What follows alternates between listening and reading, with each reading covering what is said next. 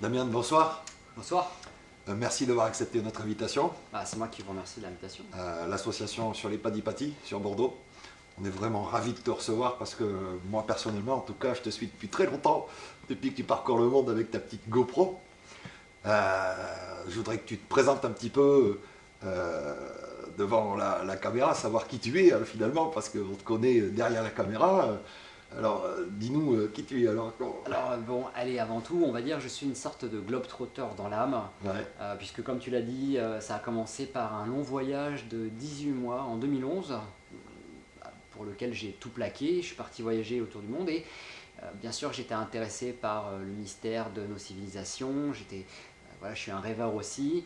Et ce tour du monde, ça m'a permis de mettre les pieds, de fouler certains sites archéologiques qui m'avaient fait tant rêver depuis tant d'années. Et passionné comme je le suis, armé de ma caméra, je me suis approché, on va dire, de certains lieux et j'ai identifié des choses qui me paraissaient un petit peu bizarroïdes, où j'ai commencé un peu à gratter à la pierre et je me suis rendu compte qu'il y avait des choses qui n'étaient pas très cohérentes par rapport à, on va dire, à l'histoire ou la faisabilité de certaines choses, et on se rend compte que ces hommes du passé avaient des connaissances qui se sont perdues, parce qu'aujourd'hui il y a certaines choses qu'on on ne pourrait pas ou on aurait bien du mal à refaire. Et justement, j'ai commencé comme ça avec ma caméra à faire des petites vidéos, et quand je suis rentré en 2013, on va dire que j'ai commencé à écrire, ou à penser plutôt à faire quelque chose d'un peu plus grand. J'ai un projet plus gros concernant un film documentaire qui s'appelle L'autre terre des dieux, oui. qui est sorti donc en 2017 avec un ouvrage qui s'appelle La Genèse, qui porte sur le film et qui s'intéresse principalement au mystère de la Romanie. Donc aujourd'hui encore, on va dire que je me positionne un peu dans la section des chercheurs indépendants, dans tout ce qui est Chercheur alternatif. alternatif, Ouais. voilà. Donc non officiel, non reconnu. L'avantage, comme je le dis toujours, des chercheurs alternatifs et indépendants, c'est qu'on n'est pas soumis justement à une sorte de connaissance académique, de juridiction. On n'a pas tout le temps de méthodologie, ça c'est évident, mais du coup ça nous laisse la liberté de pouvoir faire des découvertes finalement de choses qu'on va trouver dans certains pays, de céramique, d'artefacts, de fresques même, de peintures rupestres, qu'on va retrouver à l'autre bout du monde. Et ça vraiment, il n'y a que ce travail de recherche indépendante qui permet de mettre en lumière ces évidences, parce qu'on se rend compte que les archéologues, les historiens sont tous confinés à leur rayon, dans leur pays, et sans être en contact forcément les uns avec les autres. Et bien sûr, ils ne font pas le rapprochement entre toutes ces similarités qu'ils peuvent retrouver chacun de leur côté en rapport avec leur propre histoire et leur propre culture. Et on se rend compte qu'il y a une analogie énorme, il y a une fresque qui commence à se dresser sous nos yeux, et qui laisse entendre qu'il y a eu une sorte de souche commune, de racines, qui aurait, on va dire, dispersé son enseignement, sa religion aussi, puisqu'on se rend compte que dans ces époques reculées, on était sur un culte solaire, et on était sur des cultes, comme je l'ai dit tout à l'heure, dits polythéistes, bien avant que les religions après instaurent justement la religion, le culte d'un dieu. Et bien toutes ces anciennes civilisations avaient les mêmes dieux finalement, mais qu'elles avaient nommés autrement, bien sûr dans leur culture, mais que l'histoire de ces dieux, donc leur histoire était la même partout sur la planète. Et donc il y a vraiment une souche, une base commune, et c'est, je crois, un peu le travail que j'essaye d'effectuer au jour le jour avec d'autres personnes qui sont aussi dans la recherche indépendante, et c'est-à-dire rassembler les pièces de ce puzzle, et peut-être montrer l'image d'une autre histoire, ou d'une histoire plutôt du moins alternative, qui pourrait présenter peut-être un autre visage de notre passé. Euh, Comment te dire, voilà, il y a cette chape de plomb au niveau de l'histoire, et on se rend compte qu'il y a vraiment quelque chose qui ne va pas, tout Oui, oui, simplement. oui. Bon, on sent bien de toute façon, à chaque fois que des scientifiques ont une spécialité, on sent bien qu'ils sont très enfermés dans leur spécialité et que, quelle que soit la science, finalement, il manque des interdisciplinarités, des ponts C'est ça, voilà. entre chaque spécialiste, quoi. Mais Exactement. ça, c'est vrai qu'il n'y a pas que l'archéologie, Mm. c'est vrai que la mathématique aussi, Mm. la science physique aussi, etc. Et alors j'ai envie de me dire, qui était le Damien enfant? Qu'est-ce qui t'a donné envie aujourd'hui de parcourir le monde? Est-ce que enfant, tu étais aussi je sais pas, émerveillé, je sais pas, je pourrais dire Alors, des séries de Cousteau, ou je sais pense, pas. je pense, j'ai toujours eu un tempérament un petit peu aventurier. Ouais, C'est-à-dire que bon, quand j'étais gamin, moi je m'en souviens pas. On peut pas parler de soi, mais c'est mieux quand les autres en parlent en général. ouais. Mais de ce que j'en sais, j'étais un enfant assez espiègle, j'étais toujours très turbulent. Dès qu'il y avait un arbre ou une pierre, fallait que je monte, fallait que je grimpe. Dès qu'il y avait un trou, fallait que je rentre dedans. Donc j'avais déjà toujours ce tempérament de la curiosité, Ouais. de la découverte, et du terrain.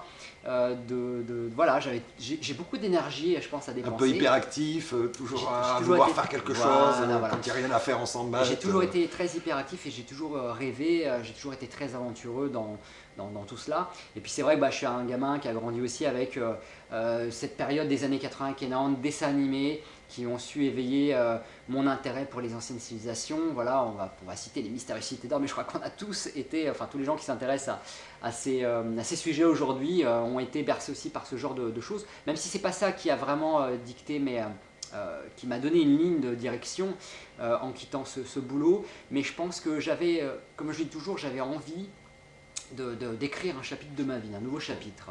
Et c'est vrai que je me suis rendu compte que je passais ma vie, mon existence à travailler pour des patrons ou des gens, pour une cause dans laquelle je ne me reconnaissais pas finalement, et j'avais envie d'être créatif, j'avais envie d'écrire, et c'est vrai que je me suis dit, bon allez, je me donne un break de 12 mois, je pars à l'aventure, puisque c'est un truc que j'ai dans la peau, puisque avant de partir faire le tour du monde, je partais tous les ans en retraite seul en montagne, plusieurs fois par an, je plantais ma tente en haut d'une montagne, c'est quelque chose dont j'avais besoin de cette rupture avec le quotidien, avec la ville, j'avais besoin de me retrouver, et ce tour du monde de 12 mois, c'était le moment de me retrouver moi avec moi-même. Il y a eu cette introspection et c'est là que j'ai décidé vraiment de me dire il faut que je fasse quelque chose qui me plaise dans ma vie, il faut que j'écrive, si j'ai envie de parler, il faut que je peigne, si je veux faire de la musique, il faut que je fasse de la musique. Donc voilà, et c'est ce que je conseille en général aux gens qui ne se sentent pas bien dans l'existence qu'ils mènent. Et du coup, j'ai profité de ces 12 mois pour écrire. Et quand je suis revenu en France, c'est vrai que j'ai sorti une trilogie de romans qui s'appelle Origine. Et ça a un peu été le début de tout en parallèle avec ces vidéos YouTube. Donc voilà, aventurier dans l'âme et dans la plume aussi.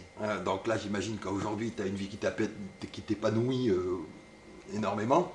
C'est pas une existence facile, mais voilà, je suis content de pouvoir me lever le matin et de pouvoir continuer, poursuivre mes recherches, pouvoir les partager, c'est ce qui compte.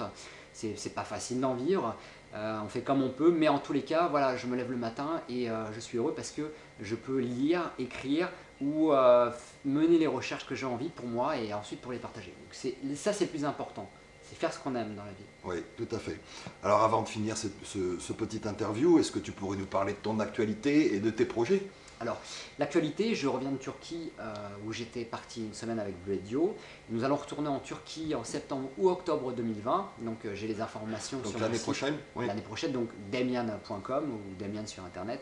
Donc, c'est vrai que j'ai une activité de voyage qui est assez récurrente, qui me permet de subvenir un peu à mes besoins et en même temps de pouvoir me donner l'opportunité de voyager sur certains sites, de pouvoir remettre les pieds sur des sites que j'ai déjà foulés et aussi découvrir d'autres sites où je ne suis pas allé. Donc ça, c'est l'actualité qui est principale. Voilà. Et puis il y a aussi un ouvrage qui est en projet d'écriture avec notre cher Bleuette Dio, un ouvrage que nous allons écrire et réaliser en commun sur justement le mystère de ces civilisations d'Anatolie dans lesquelles nous allons exposer toutes les découvertes que nous avons faites. Alors bien sûr, découvertes, nous ne sommes pas des découvreurs, nous n'avons pas trouvé des choses, voilà, mais il y a des choses que nous avons identifiées et qui s'inscrivent dans la ligne de notre travail, donc dans cette recherche alternative et cette grande mission de rassembler les pièces du puzzle pour présenter justement au public une image plus vraie peut-être et plus sincère de ce qu'on pense être de notre histoire. Voilà. D'accord, écoute, on est tous à l'affût de tes prochains travaux. Tu as déjà des dates sur ton prochain voyage? C'est août 2020? Ah oh là là. Alors en 2020, il y a beaucoup de voyages. On part du 3 au 10 avril, nous avons Malte. Du 17 au 24 avril, nous partons en Écosse avec Elisabeth de Caligny, qui est une conférencière hors pair. Et puis nous allons partir au Mexique du 18 mai au 2 juin. Et puis nous avons la Turquie en septembre ou octobre 2020. Et il y a l'Inde, Inde du Nord et Inde du Sud, en novembre 2020. Donc ça fait un très très gros carnet de voyage pour l'année prochaine. Je ne sais pas si je vais tous les faire, mais en tout cas, s'il y a du monde qui veut les faire, eh ben je suivrai. Voilà. Bon, c'est parfait, Damien, je te remercie. Merci à toi. Bon courage, à bientôt. Merci, salut.